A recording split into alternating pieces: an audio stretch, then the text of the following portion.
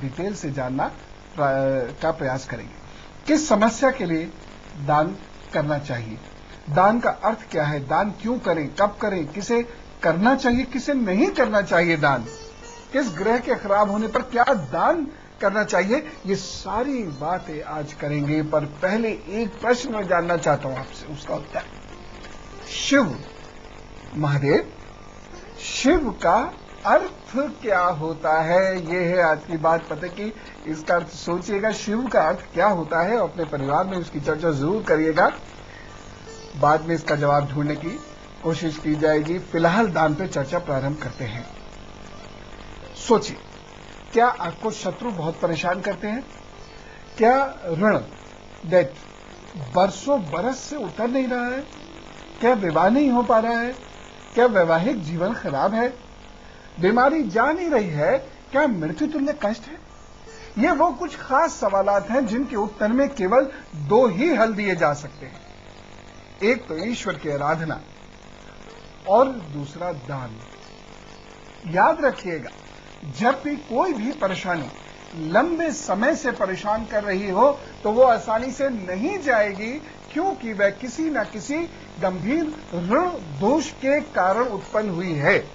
ऋण दोष के कारण ऐसे ऐसे गंभीर संकट उत्पन्न होते हैं जिनकी आप कल्पना भी नहीं कर सकते। उदाहरण के तौर पर, आपकी दृष्टि में अनेक परिवार ऐसे होंगे जो हमेशा ही दुर्भाग्य की चपेट में रहे, जिनके उठने का कोई रास्ता नजर नहीं आता, जिन्होंने कभी तरक्की नहीं करी, बहुत मेहनत के उपरांत भी वो तरक्की नहीं कर पाए। बरसों बरस से उनके हालात बद से बदतर होते चले गए। मर्ज बढ़ता गया, ज्यों ज्यों दवा करी, जैसे जैसे मेहनत करते गए, जैसे जैसे अपने साधन बढ़ाने का प्रयास किया, हालात और खराब हो गए। अनेक लोग ऐसे आपको मिले होंगे जिनकी नौकरी कभी नहीं टिकती। अनेक लोग ऐसे मिलते होंगे जो झगड़ों में बर्बाद हो गए, या कर्जों में या बीमारियों में बर्बाद हो गए। कारण ऋण दोष। क्योंकि अगर इसका कारण आप कर्म में ढूंढने चलेंगे तो आपको बड़ा रेयर ही ऐसा उदाहरण मिलेंगे कि कर्म के कारण फंसे। कुछ नहीं किया, सब कुछ ठीक किया, किसी का बुरा नहीं किया, ईमानदारी से काम किया, फिर क्यों फंसे हुए उन सब झगड़े झंझटों में? क्यों उसके बाद भी दुर्भाग्य उनको चोट मार रहा है? कारण ऋण दोष। और उपाय क्या होगा इस ऋण दोष से निपटने का? कठोर इष्ट साधना, कठोर इष्ट की साधना, और ये वाले दान जो अभी जिनका जिक्र मैं अभी करना चाहूंगा, क्योंकि दान में बहुत शक्ति है, यकीन कीजिए बहुत शक्ति है। पितृऋण की यदि बात करें तो जो लोग इस ऋण से प्रभावित होते हैं उनका धन कभी नहीं टिकेगा, चोरी हो जाएगा, बहुत सारा धन इकट्ठा होने के बावजूद गायब हो जाएगा। झूठे अभियोग ऐसे लोगों पर बहुत लगते हैं।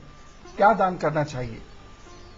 परिवार के हर सदस्य से पैसे इकट्ठे करें, चाहे 1 रुपया हो, 5 रुपया हो, 10 रुपया हो, जो भी हो, पैसे इकट्ठे करें और मंदिर में दान कर दिया करें। माह में एक बार भी किसी भी दिन यदि ऐसा करना प्रारंभ कर देंगे तो भगवान ने चाहा उनकी बहुत सारी समस्याएं दूर होंगी। दूसरी चीज, ऐसे लोगों को चांदी की ठोस गोली बहू या बेटी या बुआ को जरूर देनी चाहिए। एक और खास बात, यदि पुत्र जन्म के 10-11 वर्षों के बाद, यानी जब पुत्र का जन्म हुआ, यानी जब अब बेटा 10-11 वर्ष हो गया है, तो पूरी तबाही किसी किसी घर में मच जाती है। हालात सुधरने में नहीं आते हैं। तंदुरुस्ती बिल्कुल साथ छोड़ गई है उस व्यक्ति का जिसका पुत्र अभी 10-11 साल का हुआ हो।